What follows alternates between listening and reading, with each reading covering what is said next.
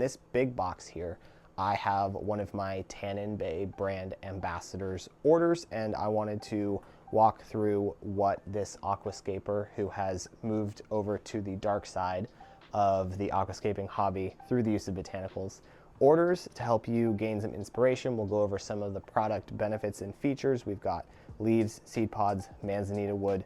So let's dive into it. Welcome back to the Betta Botanicals YouTube channel.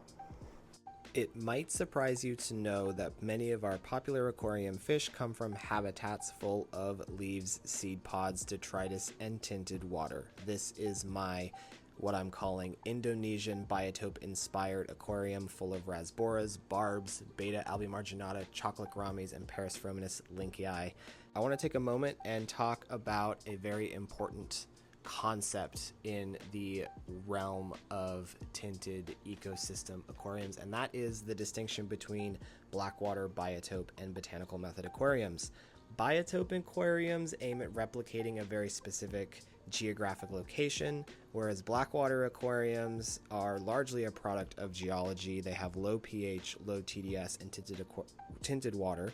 And that last one, botanical aquariums, is the most forgiving definition, which basically means you're taking an aquarium and deciding to add leaf litter into it. All of them have the common notion of fostering a wider ecology within the aquarium, and the botanicals that Alex has selected are going to do a fantastic job of that. Now, the first selection that he has picked out is a Twigs and Bark Biome Builder, which is one of our bulk variety packs available on bettabotanicals.com, and came about because some people are setting up some rather large aquariums like that 75-gallon Indonesian setup that we just looked at, and the Biome Builders was kind of a way for people to order a massive bulk selection of Twigs and Bark, leaf litter, seed pods, or our Forest Floor Builder, which is a culmination of all three varieties. I split up this Twigs and Bark Biome Builder into 4 parts. This one is going to tint Alex's water a little bit more of a red color from that sapwood. The honeysuckle twigs are nice and delicate. However, this bag is more on the brown to yellow spectrum because we have included some banana bark, hazelnut twigs, cinnamon bark, and I believe I included the yellow bajaka root, which is of course going to tint the water nice and yellow. And I have this bulky honeysuckle twig, which I think is going to look really cool because his 12-gallon bookshelf aquarium, it should fit that nice profile nicely. Now, this is something we don't normally get a chance to provide to the botanical aquarium community, and that is branches with the leaves still attached. This is a pin oak branch that was collected by one of my other Tannin Bay ambassadors, Calvin Darling. You can find his social media, CDscapes, on Instagram. He found this dead tree while he was out and about collecting his own botanicals, and I jumped on the opportunity to provide this because I think it's pretty cool. It's going to look great once submerged under the water. Now, let's go back over to what Alex got, because he also ordered one of our 10-gallon ecosystem kits, which is everything you need to set up a botanical aquarium. And you can email me if you want to set up one very specific to a region of the world.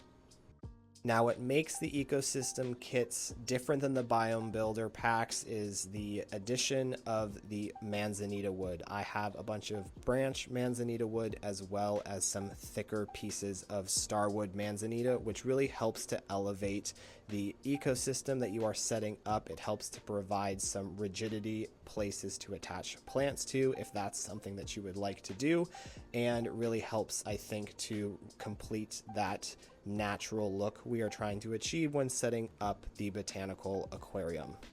Now, all of my manzanita is sand blasted, and I am quite happy with the way it looks once submerged under the water. It helps to cultivate a really robust colony of bacteria and fungi, which is the base of the food chain when setting up a botanical aquarium, because that is going to feed the microfauna in the water column, and then your fish will be able to snack on this microfauna as supplemental nutrition between your fish food feedings.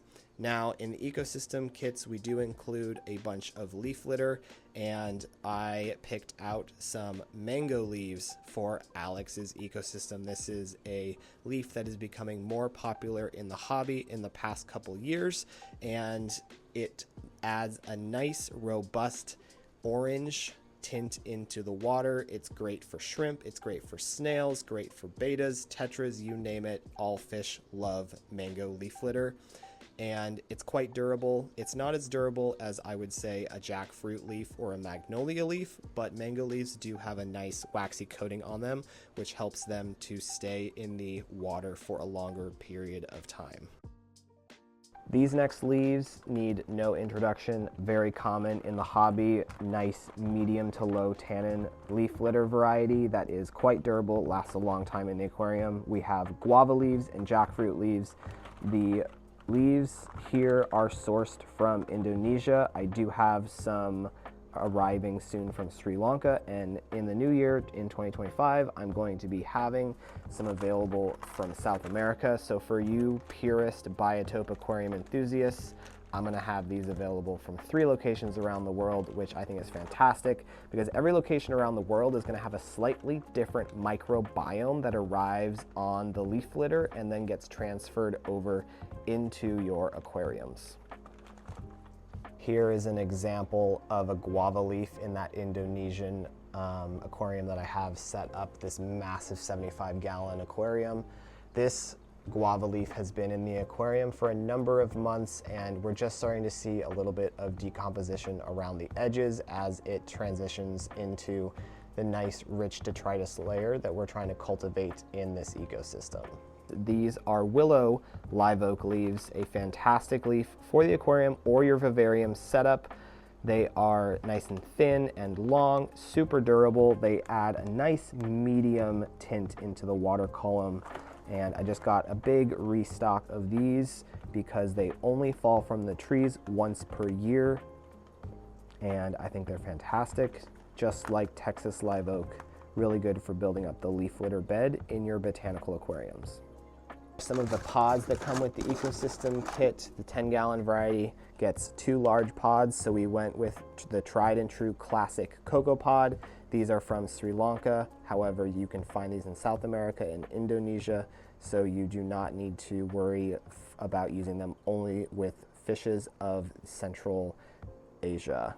Cocoa pods, I have some up here. This is my 75-gallon South American Biotope Inspired Aquarium. In this cocoa pod is where the Ivanacara bimaculata had their first round of fry, and you can see some of those fry swimming around this scape. They're about maybe 1/3 of an inch long. Yeah, they're hanging out up there on that branch. So they're looking super nice. I have a number of cocoa pods in here, fantastic botanical. They do soften a little bit in the water column, but these ones have been in this scape for, let's see, I set this up maybe in May, and there will be a setup video being posted on the channel at a later date. So yeah, so we're looking at these pods and they're 6 months underwater. These are from Peru. It's a South American Blackwater botanical, one of the most durable botanicals you will find in the hobby. These will last for literally years, like 5, 6, 7 years. The only caveat to that is if you have a very hungry plecostomus, this is a prime food source for them to rasp on. They'll chew on the inside of this pod, on the outside, consuming the botanicals slowly, because wood products are part of a plecostomus's natural diet. So, monkey pods, very nice. The bark that I included for Alex is the Thai Kuch tree bark. This is from Thailand. It's a very fibrous, textured bark, and it turns the water a nice red color. And last but not least, the ecosystem kit comes with a pack of twigs, as well as some cones and some retinting tea bags. So I included some of our unlisted just catappa leaf tea bags. These will turn the water a nice brown color. It's a little bit different brown shade than our Betta tea brown though, because Betta tea brown contains a bunch of different leaves, whereas this is just catappa leaves.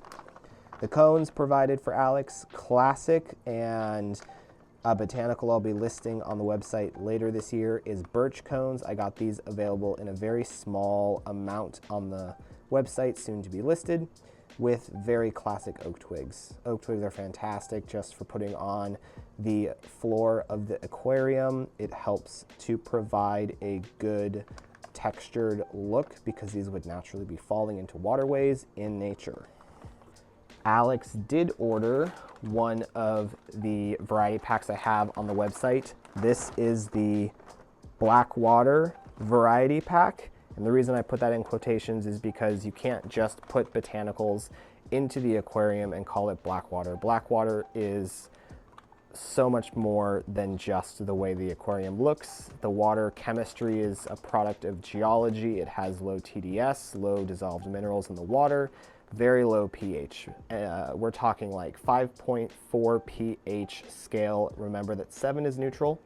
And then usually it's accompanied by a dark water color, which is the tannins and humic substances in the water column released by these botanicals. Now, this is called the Blackwater variety pack because if you were to put this into an aquarium that uses RODI water, the coconut core does a great job of helping to lower the pH. The low-caught leaves help break down into a nice thick detritus layer that is rich and dark in color. The bamboo leaves I like because it is one of those generic tropical leaves that just glows in the tinted water of the aquarium. Again, we included 2 of those standard catappa leaf tea bags. There's some Castorinia cones, oak twigs, and then there is some catappa bark in here. So when you use all of these botanicals combined together with RODI water, you can get that beginning stage of a low pH environment and the look of a Blackwater habitat. Blackwater and botanical aquariums are quickly becoming some of the most popular scapes we see added to aquarium hobbyists' fish rooms. They have a layer of the ecosystem, which is cultivated by the use of these leaves and seed pods that we don't normally see in your standard aquascaped aquarium.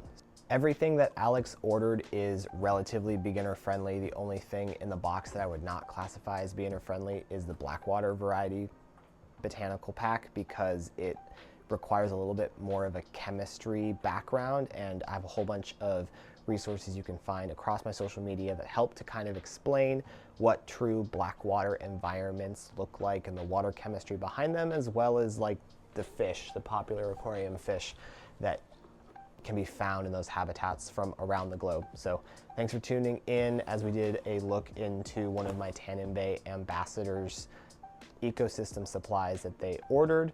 Again, you can find Alex's YouTube channel, World of Wasian, here on YouTube, and I'm super excited to see what he builds his ecosystem with from this box.